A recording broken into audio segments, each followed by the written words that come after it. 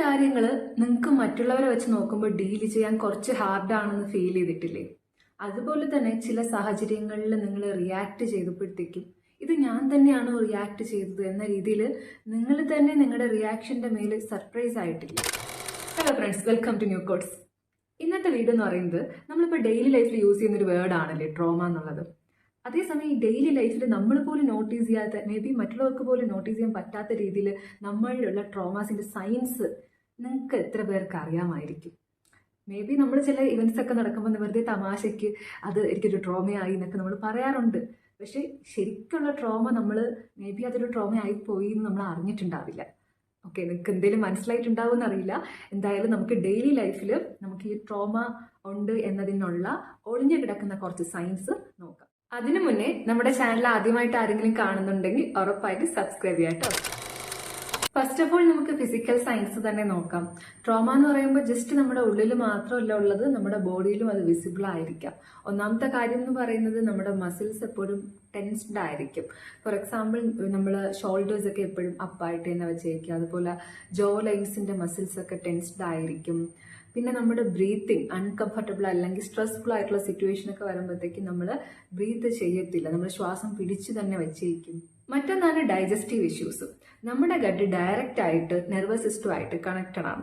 അതുകൊണ്ട് തന്നെ എന്തെങ്കിലും അൺറിസോൾവ്ഡ് ആയിട്ടുള്ള ട്രോമാസ് ഉണ്ടെങ്കിൽ അത് നമ്മുടെ വയറിനെ ബാധിക്കും. ഫോർ എക്സാമ്പിൾ വയറുവേദനയോ ഛർദിലോ അല്ലെങ്കിൽ വിശപ്പിലുള്ള പാറ്റേണിന്റെ ചേഞ്ചസോ ഒക്കെ ആയിട്ട്. ഈ പറഞ്ഞ ഫിസിക്കൽ സയൻസ് ഒക്കെ നമ്മൾ വളരെ നോർമൽ ആയിട്ട് കണക്കാക്കും. പക്ഷെ അത് അത്ര നോർമൽ അല്ല എന്ന് മാത്രമല്ല, നമ്മുടെ ബോഡി അലേർട്ട് സ്റ്റേജിലാണ് എന്ന് സൂചിപ്പിക്കുന്ന കാര്യങ്ങളും കൂടിയാണ്.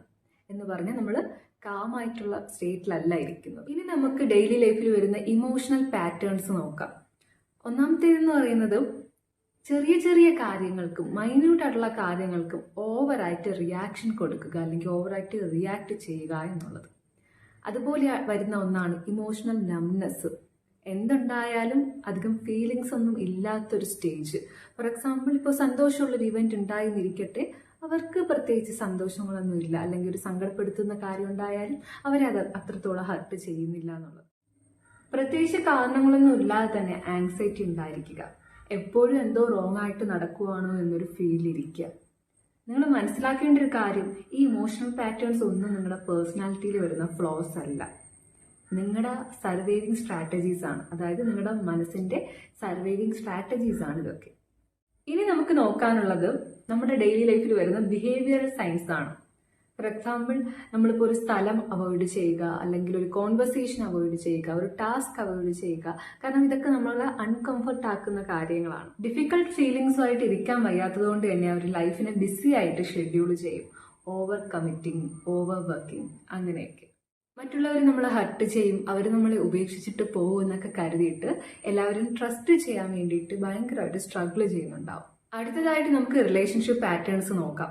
നമ്മൾ മറ്റുള്ളവരായിട്ട് കണക്ട് ചെയ്യുമ്പോഴും അവിടെ ട്രോമ വിസിബിൾ ആയിരിക്കും, അല്ലെങ്കിൽ ആ ട്രോമയ്ക്ക് നമ്മുടെ റിലേഷൻഷിപ്പിന്റെ മേലിലും ഒരു ഇമ്പാക്റ്റ് ഉണ്ടായിരിക്കാം. അപ്പോൾ അതെങ്ങനെയൊക്കെയാണെന്ന് ചോദിച്ചു കഴിഞ്ഞാൽ, കോൺസ്റ്റന്റ് ആയിട്ട് റീഅഷുറൻസ് സീക്ക് ചെയ്യുക. അവർ നമ്മളെ ഉപേക്ഷിച്ചിട്ട് പോയി കളയുമെന്നൊരു പേടി കൊണ്ട് അവർക്ക് എപ്പോഴും ഒരു റീഅഷുറൻസിന്റെ ആവശ്യകത ഉണ്ടായിരിക്കും. ആരുമായിട്ടും അധികം അടുക്കാതിരിക്കുകയും ആരെങ്കിലും അടുക്കാനായിട്ട് വന്നാലും അവരിൽ നിന്നും അകന്നു മാറി നിൽക്കുകയും ചെയ്യുന്നത് കാണാം. അവരുടെ ഇമോഷൻസിനെ അവർ പ്രൊട്ടക്ട് ചെയ്യുകയാണ്, അധികം ഹർട്ടാവാതിരിക്കാൻ വേണ്ടിയിട്ട് മാറി നിൽക്കുന്നതാണ്. അൺഹെൽത്തി ആയിട്ടുള്ള റിലേഷൻഷിപ്പ് പാറ്റേൺസ് റിപ്പീറ്റ് ചെയ്തുകൊണ്ടേയിരിക്കുക. അവർക്ക് വേണമെന്ന് ആഗ്രഹം ഉണ്ടായിട്ട് ചെയ്യുന്നതല്ല, പക്ഷെ ചില സിറ്റുവേഷൻസിനോട് അവരുടെ നെർവസ് സിസ്റ്റം അങ്ങനെ റിയാക്ട് ചെയ്ത്, അങ്ങനെ ഫീൽ ചെയ്ത് ശീലിച്ചു പോയി. അടുത്ത് വരുന്നത് സെൽഫ് പെർസെപ്ഷൻ ആണ്. നമ്മളെ തന്നെ എങ്ങനെ വിലയിരുത്തുന്നു, നമ്മളെ തന്നെ എങ്ങനെ നോക്കി കാണുന്നു എന്നതിലും ട്രോമ വിസിബിൾ ആയിരിക്കും. ഫോർ എക്സാമ്പിൾ നമ്മൾ ഒരുപാട് അച്ചീവ്മെന്റ്സ് ഒക്കെ കയ്യിലുണ്ടെങ്കിൽ കൂടി നോട്ട് ഗുഡ് ഇനഫ് എന്നൊരു ഫീലാണ് നമുക്ക് തോന്നുന്നതെങ്കിൽ, അതുപോലെ തന്നെ നമ്മൾ സ്വയം നമ്മളെ തന്നെ ഭയങ്കരമായിട്ട് ക്രിട്ടിസൈസ് ചെയ്യുക, ചെറിയ മിസ്റ്റേക്സിന്റെ പേരിൽ തന്നെ വലുതായിട്ട് കുറ്റബോധം ഫീൽ ചെയ്യുക, ഹാപ്പിയും സേഫും ആയിട്ടുള്ള ഒരു ഫ്യൂച്ചറിനെ കുറിച്ച് ഇമാജിൻ ചെയ്യാനായിട്ട് പാടുപെടുക.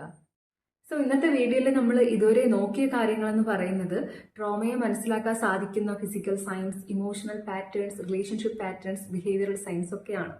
സോ നിങ്ങൾക്ക് ആർക്കെങ്കിലും ഇതിൽ ഏതെങ്കിലും സയൻസ് ഉള്ളതായിട്ട് ഫീൽ ചെയ്തിട്ടുണ്ടെങ്കിൽ നിങ്ങൾ മനസ്സിലാക്കേണ്ട ഒരു കാര്യം എന്ന് പറയുന്നത്, ഒരിക്കലും നിങ്ങൾ ബ്രോക്കൺ ആണ് എന്നൊരു അർത്ഥമില്ല, പക്ഷെ പല സിറ്റുവേഷനും നിങ്ങൾ സർവൈവ് ചെയ്ത് വന്നു എന്നുള്ളതാണ്.